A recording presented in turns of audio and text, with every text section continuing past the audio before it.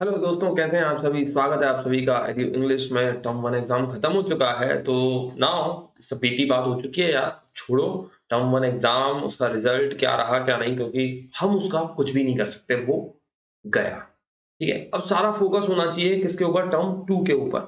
और इसको कैसे अटेम्प्ट करना है, इसमें अपना बेस्ट कैसे देना है, उस पर हमारा फोकस होना चाहिए। देखिए, जैसा भी हुआ एग्जाम बीत गया। किसी का अच्छा हुआ, किसी का बुरा हुआ। आई नो, जिस तरह से एग्ज़ाम पैटर्न था और जिस तरह के सैंपल पेपर थे, उन सब ने निराश किया। और सीबीएसई ने आउट ऑफ द बॉक्स सोच के जाने क्या बना दिया क्वेश्चन पेपर को। और वो आप जैसे भोले-भाले स्टूडेंट्स को दे दिया गया। और बाद में आप लोग उसके उसके साथ स्ट्रगल कर रहे थे। आई नो, बहुत सी बातें हुई और मामला संसद तक पहुँचा, ठीक है? बहुत से ऑब्जेक्शंस भी उठे। खैर, जो भी था वो खत्म हो चुका है, पर अब हम लोगों को कंसंट्रेट करना है टर्म 2 के ऊपर। तो आज इस वीडियो को मैंने सिर्फ इसलिए बनाया है कि मैं आपसे टर्म 2 और उसके प्लान को डिस्कस कर सकूं।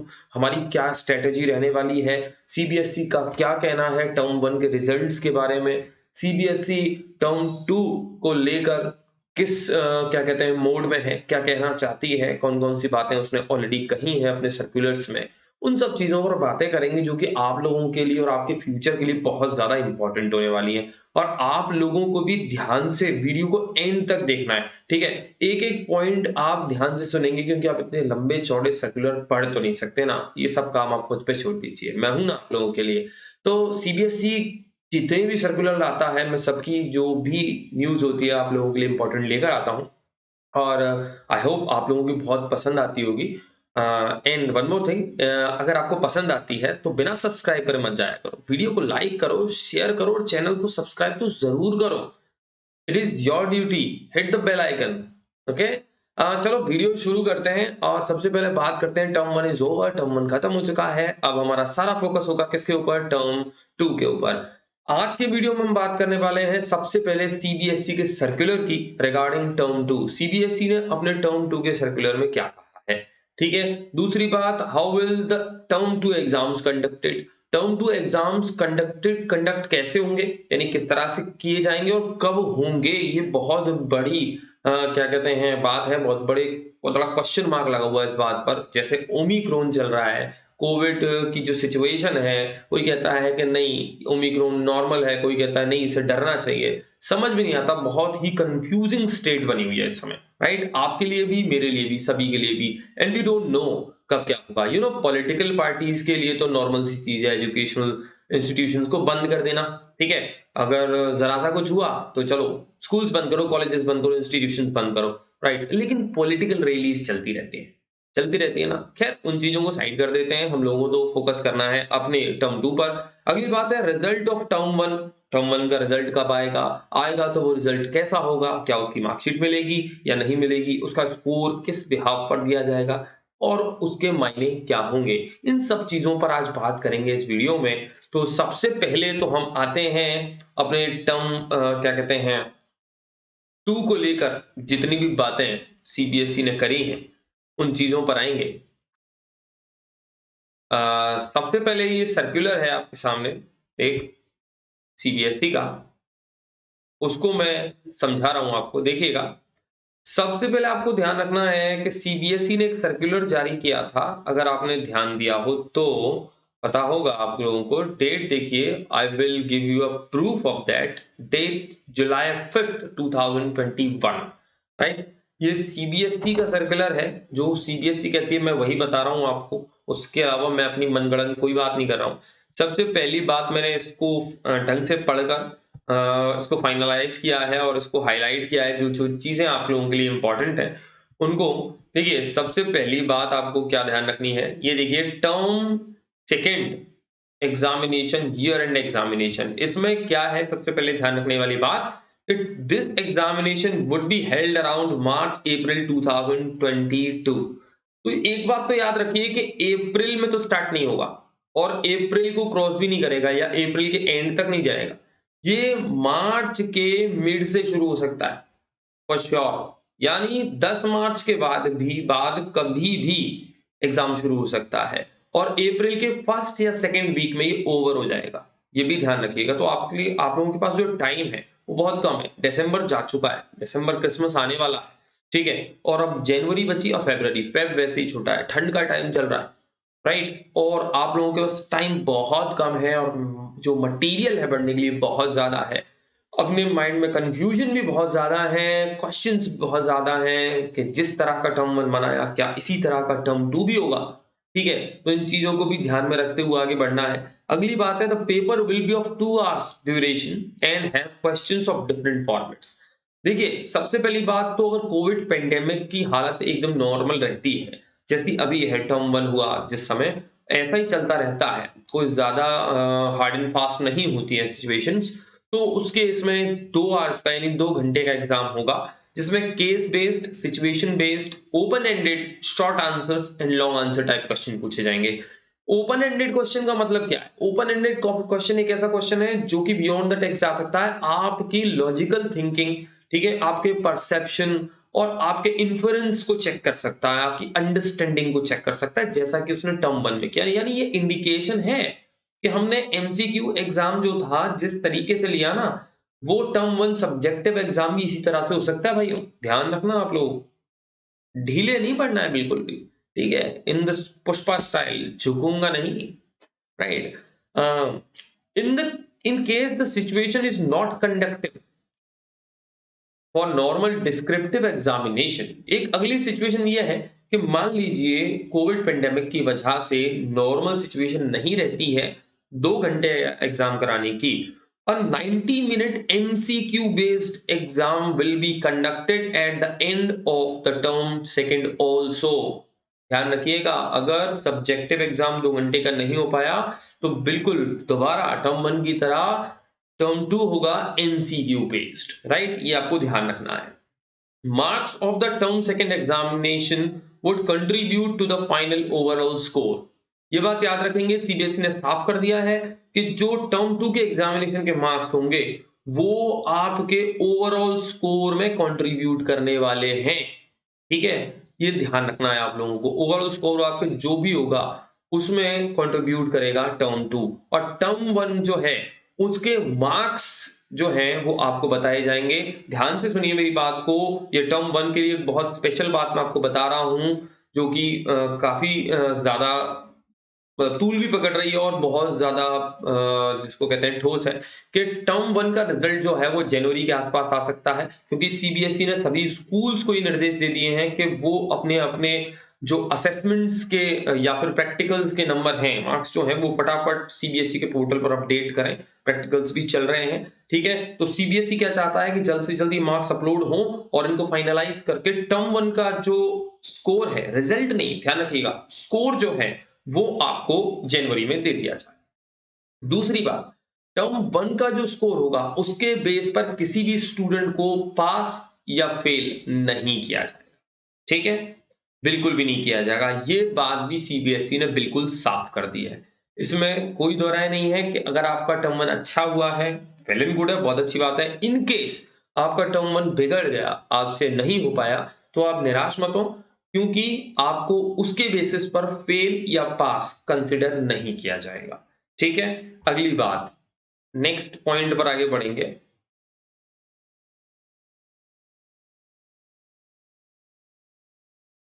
टर्म 1 से रिलेटेड एक पॉइंट मैं आपको बताना चाहता था, उस पर बात करेंगे।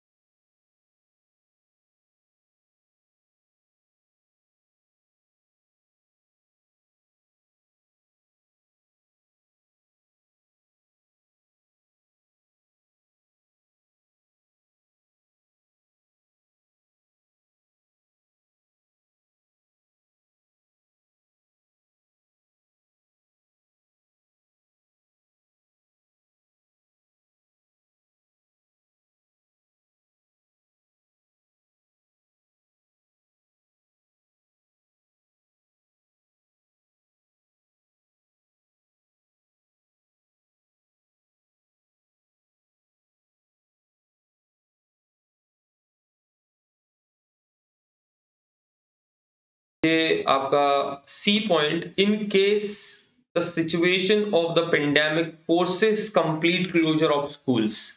मान लीजिए कोविड की वजह से स्कूल बंद हो जाते हैं, ठीक है, ड्यूरिंग टर्म 1। ऐसा ही है टर्म 2 के लिए, ठीक है, टर्म 2 के टाइम पे बंद हो जाते हैं, ठीक है, but term 1 exams are held at school और सेंटर्स। पर टर्म 1 एग्जाम हो चुके हैं, जो कि आपके हो ही चुके हैं। मान लीजिए मार्च अप्रैल में स्थितियां बहुत खराब हो जाती हैं, तो क्या होगा? Result would be based on the performance of students on term 1 MCQ based examination and internal assessments. जो आपके स्कूल से प्रैक्टिकल के मार्क्स जाएंगे वो सेक्शनल मार्क्स भी होते हैं वो, और आपके टर्म 1 के स्कोर के बेस पर आपको ओवरऑल रिजल्ट दिया जाएगा, ठीक है। इनकी वेटेज दोगुनी कर दी जाएगी, क्योंकि ये 50% के थे, इनको 100% मान लिया जाएगा, ठीक है। ये बात याद रखनी है आप लोगों को, ठीक है। तो ये था सीबीएसई का वो सर्कुलर, जो कि बहुत इंपॉर्टेंट था आपके लिए, जिसमें जो मेन मेन पॉइंट्स थे आज हमने डिस्कस करे इसके अंदर। अब आगे बढ़ते हैं अपनी स्ट्रेटेजी की ओर, जो कि बहुत ज्यादा जरूरी है टर्म 2 के लिए, ठीक है। देखिए सबसे पहली बात, क्लास 10 टर्म 2 पेपर पैटर्न मैं आपके सामने लेकर आया हूं, जिसमें हम सेक्शन वाइज बात करेंगे कि किस तरह का एग्जाम होने वाला है और क्या क्या पूछा जाएगा। सबसे पहले एक डिस्कसिव पैसेज होगा, जो कि 400 टू 450 वर्ड्स का होगा। डिस्कसिव पैसेज के बारे में मैं टर्म 1 के मैराथन क्लास में लाइव स्ट्रीम में भी बात कर चुका हूं, उसको आप जाकर देख सकते हैं। मैंने वहां पर डिस्कसिव पैसेज क्या होता है, किस तरह से दिया जाता है, उसकी क्वालिटीज क्या होती हैं और किस तरह से उसको अटेम्प्ट करना है, उन सारी चीजों को बिल्कुल डिटेल में बताया है, उसको जाकर आप देख सकते हैं। दूसरा क्वेश्चन जो होगा केस बेस्ड फैक्चुअल पैसेज होगा, जो 300 से 350 वर्ड्स का होगा, ठीक है। ये आपका सेक्शन ए होगा, जो कि 10 मार्क्स की वेटेज लेकर आएगा। इसके बाद सेक्शन बी है। सेक्शन बी की वेटेज भी 10 मार्क्स की है, लेकिन इसमें राइटिंग एंड ग्रामर पोर्शन आ रहा है। इसमें चेंजेस क्या हुए हैं कि सबसे पहले फॉर्मल लेटर आएगा ऑर्डर का, यानी बिजनेस लेटर जो होता है ऑर्डर प्लेसमेंट के लिए, उसको हम कवर करेंगे आपके अपने चैनल एडू इंग्लिश पर, डोंट वरी, ठीक है। 100% मार्क्स मिलेंगे आपको। अगली बात है लेटर ऑफ इंक्वायरी पूछा जाएगा आप लोगों से, सेक्शन बी के अंदर ही, राइटिंग सेक्शन के अंदर। और एक राइटिंग टास्क और मिलेगा, जिसमें आपको कोई एनालिटिकल पैराग्राफ होगा, चार्ट मैप या फिर रिपोर्ट आउटलाइन पर पेस्ट, यानी आपको एक आउटलाइन रिपोर्ट दी जाएगी या कोई बार ग्राफ या पाई चार्ट दिया जाएगा, उसको देखकर आपको उसको इंटरप्रेट करना है इन फॉर्म ऑफ राइटिंग, आपको लिखना होगा उसको, ठीक है। तो ये 3 तरह की राइटिंग टास्क आपको सेक्शन बी में मिल रही हैं। फिर ग्रामर पोर्शन जो है उसमें tenses, models, subject verb agreement, determiners, reported speech, ये सब के सब आएंगे, ठीक है। आगे है सबसे वेटेज वाला सेक्शन, जो कि है सेक्शन सी। 20 मार्क्स का है, लिटरेचर का, आपकी दोनों बुक्स फर्स्ट फ्लाइट, ठीक है। इसकी खासियत क्या है, जो बोल्ड वर्ड्स में लिखा है उसको ध्यान से पढ़िएगा। यही प्रॉब्लम आप लोगों के साथ टर्म 1 में हुई है। टर्म 1 में जहां आपको लगा ना क्या यार ये धोखा कर दिया, जज्बात बदल दिए, हालात बदल दिए, पेपर जब देखा तो ये एक्चुअली क्यों हुआ है, क्योंकि आपने इस पर ध्यान नहीं दिया। सीबीएसई ने बात अपने पहले ही सर्कुलर में कह दी थी, जब उसने रेशनलाइज सिलेबस बताया था टर्म 1 और टर्म 2 का। Questions will be based on extracts आए थे, एक्सट्रैक्ट में क्वेश्चन होंगे, टेक्स्ट टेक्स्ट में से आया था। टू असेस इंटरप्रिटेशन, इंटरप्रिटेशन यानी आपकी समझ, अंडरस्टैंडिंग। दूसरी इन्फरेंस, यानी आप कितना उसको ग्रास्प कर पा रहे हैं। Next in very important thing, extrapolation. Extrapolation का मतलब होता है टेक्स्ट यहां खत्म हो गया, उस स्टोरी के बियॉन्ड जाके कितना सोच सकते हो आप। उस स्टोरी को आपने ढंग से अगर पढ़ा है, चैप्टर को ढंग से पढ़ा है, तो आप आराम से समझ लोगे, आराम से एक लिंक बना लोगे कि आगे ये हो सकता है। तो एक्स्ट्रापोलेशन वो होती है जब आप चैप्टर से आगे पूछे, ठीक है, आपसे प्रिडिक्शन पूछे जाए, चैप्टर के भविष्यवाणी करवाई जाए, beyond the text in across the text, यानी चैप्टर से आगे भी और पीछे, आगे पीछे ऊपर नीचे, कहीं से भी किसी भी कैरेक्टर के बारे में कुछ भी पूछा जा सकता है, ठीक। इसमें चैप्टर कौन कौन से आ रहे हैं? फर्स्ट फ्लाइट में आ रहा है ग्लिम्पसेस ऑफ इंडिया, जिसके 3 अकाउंट हैं, ध्यान रखिएगा। अ बेकर फ्रॉम गोवा, दूसरा है कूर्ग और तीसरा आपको पता है टी फ्रॉम आसाम, ठीक है। अगला चैप्टर है मैडम राइड्स द बस। फिर आता है द सरमन एट बनारस। फिर है लास्ट जो कि एक प्ले है, द प्रपोजल। पोएम्स आ रही हैं Amanda, animals, the tale of Custard the dragon from First Flight, right. अब बचती है आपकी फुटप्रिंट विदाउट फीट। इसमें से ये 4 चैप्टर आएंगे, the making of a scientist, the necklace, the head driver and भूली। तो ये तो हुआ आपका पेपर पैटर्न और पूरा सिलेबस आप लोगों का टर्म 2 का, जो कि बहुत ज्यादा इंपॉर्टेंट था। सर्कुलर की बात हमने करी, हमने टर्म 1 के रिजल्ट्स की बात कर ली, उसके बाद हमने बात करी कि टर्म 2 किस तरह से होंगे और टर्म 2 कब होंगे, आगे होंगे। तो लास्ट जो सीबीएसई के पास टाइम है वो जून तक का है, वो तब तक वेट कर सकता है। लेकिन ये बात वहां तक जाएगी नहीं, उससे पहले ही डिसीजंस ले लिए जाएंगे। आई होप सब कुछ नॉर्मली रहेगा और आपके टर्म 2 एग्जामिनेशन हो और आप वो पूर्ति कर पाए जो आप क्या कहते हैं टर्म 1 में नहीं कर पाए, इन केस। ठीक है, चलिए अब बात करते हैं अपनी स्ट्रेटेजी की। स्ट्रेटेजी हमारी क्या होगी कि हम लोगों को पढ़ने के लिए सबसे पहली बात ये ध्यान रखनी है कि फोकस एरियाज हमारे चैप्टर तो होंगे, चैप्टर के साथ साथ उसकी एक्सप्रेशंस, ठीक है, उसके अंदर जो वर्ड्स आ रहे हैं डिफिकल्ट, उनके सिनोनिम्स, ये सब चीजें आपको पकड़ के चलनी होगी। ठीक है, कुछ चीजें मैं आपको बताता हूँ। एक्सप्रेशन का ध्यान रखेंगे। सबसे बड़ी बात तो वही होगी, लिटरेचर पार्ट बहुत बड़ा है, 20 नंबर का है, यानी 50% पार्ट तो आपका लिटरेचर ही है, उसको आपको ध्यान में रखना। फिर आपका जो फर्स्ट सेक्शन है रीडिंग सेक्शन, उसकी तैयारी मैं आपको यहीं पर कराऊंगा आपके अपने चैनल एडू इंग्लिश पर। क्लासेस शुरू हो जाएंगी हमारी 1 जनवरी से। ठीक है, एक नया बैच होगा क्लास 10th के टर्म 2 एग्जामिनेशन के लिए, फ्रेश न्यू बैच जिसमें सारे के सारे वीडियोस एकदम नए होंगे, लाइव क्लासेस भी होंगी। आप लोगों को free of cost study material मिलने वाला है, जो कि मिलेगा आपको मेरी टीचमेंट आईडी से, जिसको मैंने डिस्क्रिप्शन में दे रखा है। अगर इससे पहले कि आपने वीडियोस नहीं देखे हैं तो उनके लिंक मैं डिस्क्रिप्शन में दे रहा हूं, उनको बिल्कुल देखिए। आई बटन पर क्लिक करके आप डिस्कसिव पैसेज जो है उसकी डिटेल्स जान सकते हैं कि क्या होता है, कैसे सॉल्व करना है। बाकी सारे के सारे सिलेबस को हम अपने चैनल पर कवर करने वाले हैं। तो बने रहिए आपके अपने चैनल एडू इंग्लिश के साथ और सब्सक्राइब कीजिए। If you like the video please hit the like button and don't forget to press the bell icon. Okay, बिल्कुल भी मत भूलिएगा, it will encourage our moral. ठीक है, शेयर कीजिए अपने दोस्तों के साथ में। Thank you so much. बिना सब्सक्राइब करे मत जाओ। Thank you.